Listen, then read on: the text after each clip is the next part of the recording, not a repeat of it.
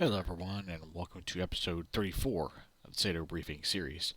Today, we're going to be talking about a series of projects we have going on for what I like to call Spring Insanity, where we have a bunch of projects going on at once that will all culminate and be released throughout a series of the upcoming weeks. So, the first aircraft that was released for that was the Airbus C295, which was kind of a out of out of right field sort of conversion project that I decided to do because it was a new platform that it was coming out in the news, and there's several different variations of it. Plus, there were some requests for it.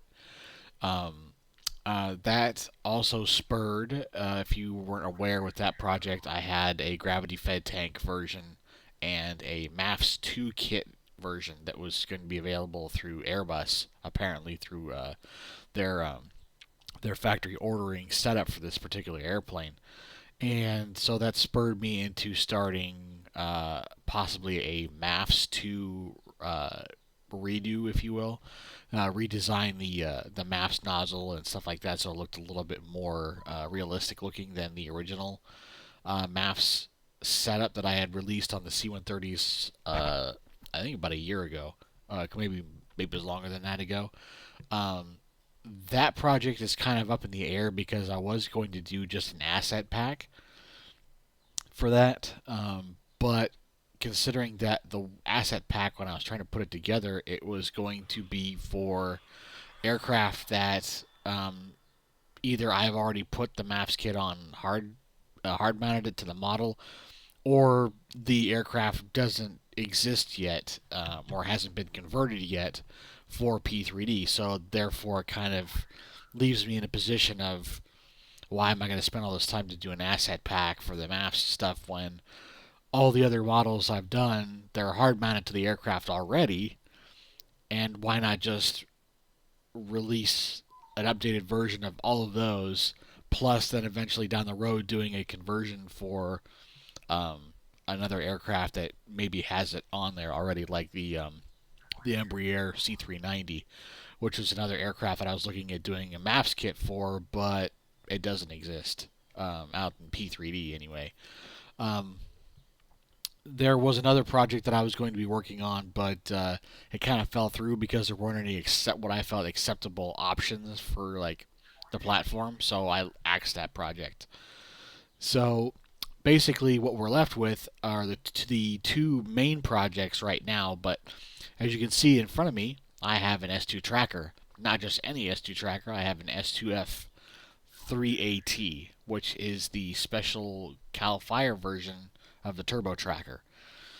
Now, the difference between, say, the Marsh, who made the turbo tracker conversions for Cal Fire, the Marsh S2Ts are different than the Conair Turbo Firecats. So, the Turbo Firecats and the Marsh Birds are powered by two different engines, and the Marsh airplanes are faster and they carry more retardant. It's not by very much, but it is a notable difference. So the PT6 is powering the Conair Bird, and the Garrett TPE 338, I think it is.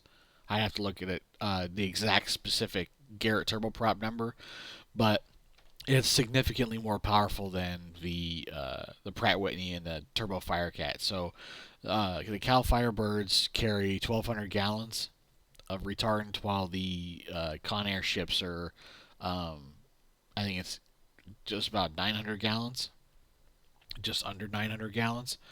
So there's a bit of a difference there, and then like I said, the Cal Fire ships are faster. So the interesting thing is with this is that if you weren't aware is that this is a freeware ship. This is not the one that Jeremy is making, which eventually will come for Microsoft Flight Simulator. We're hoping, um, but the this one is by Milton Shoup, and he gave me permission to update this aircraft. So, as you can see right now, it's pretty far along in the process of being updated. This thing has a complete overhaul to it. I've changed a lot of stuff on it just to kind of update it and make it more accurate to the real birds. So, being as that I've been around the STT for years, before I finally, left the state, um, there was a lot of inaccuracies with the freeware model. Um, so I decided to just go ahead and update some of the stuff that I noted offhand that I could, fix. So this thing is going to have updated lighting, updated sounds. As you can see, the contact points have been changed to update so that it sits a little bit more realistically. This is currently in the empty configuration. Whenever it's loaded, the rear end of the airplane kind of droops a little bit. Um, that's been adjusted in this so that it's a little more realistic. Like I said, how it sits, how it flies has also been adjusted. The textures have all been completely redone from the packages I've done from way back. Um, like I said, those were all updated. Everything's been moved to 4K. I've updated bump maps, added PVR. Like I said, this thing's been completely overhauled. So um, the the cool thing is that not only did Milton do a great job on the base airplane, I just kind of, like I said, am updating them. Um, so these will have all 23 Cal Fire ships for all the bases whenever it's completely done. I'm about halfway through the paints for them right now. Um, and since I'm working on other projects, it's kind of taken me away from working on the S2s for right now, but I will be coming back to them to try and do another burst of repaints for the other bases.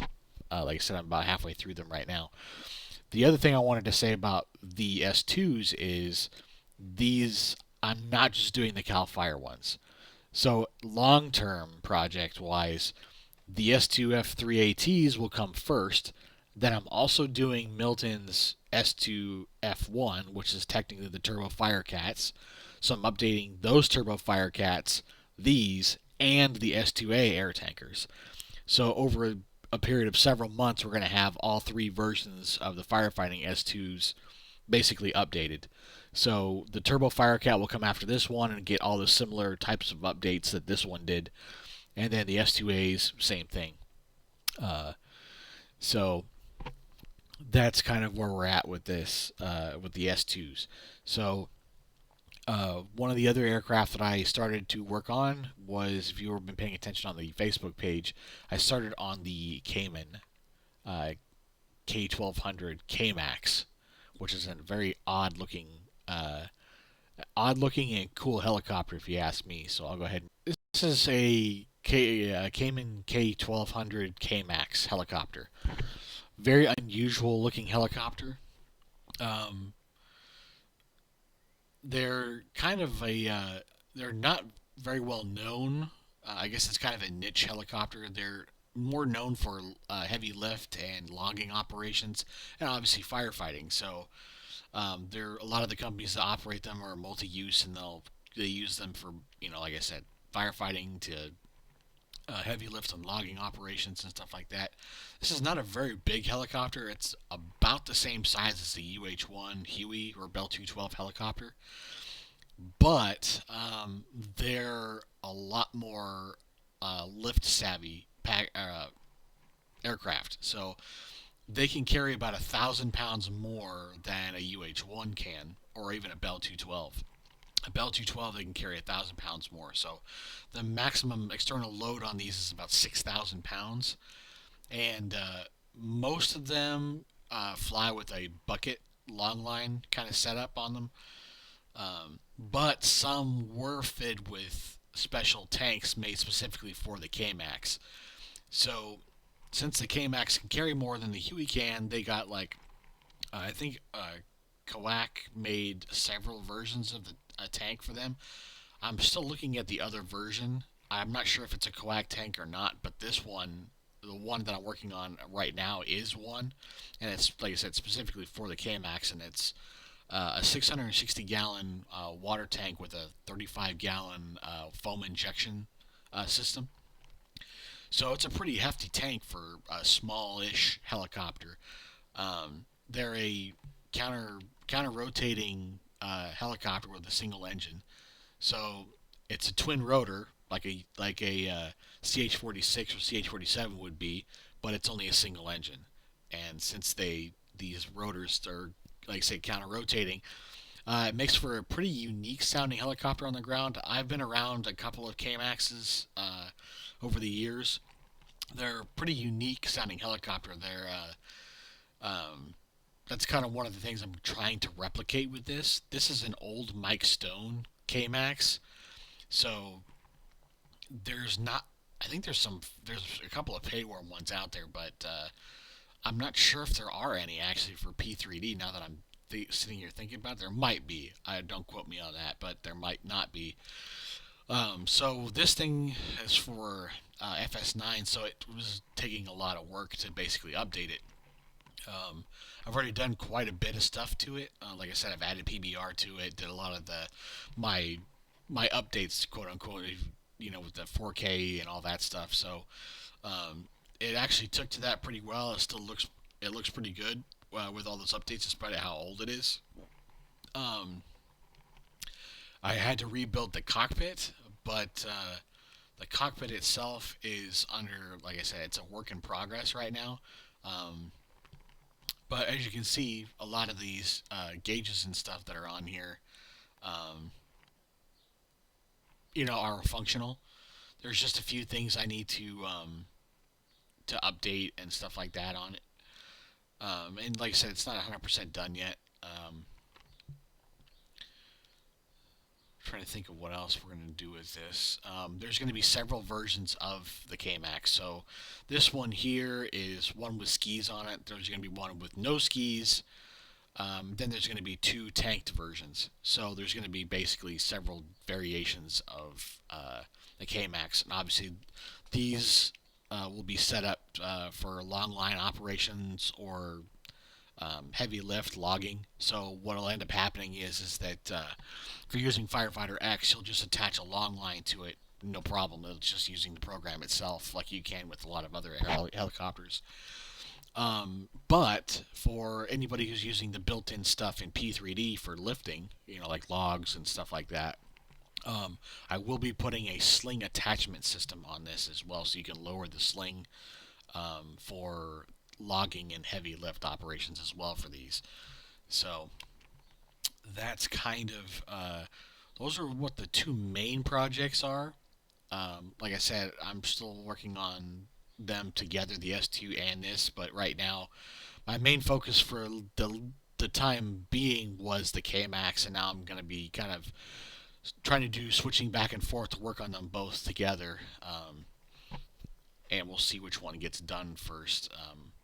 Not 100% sure which one will be done first, but like I said, it's still a work in progress, so both of them are. So the S2s are more done model-wise in terms of tweaks. Like I said, most of the stuff that's done with the S2 that I need to do is paint.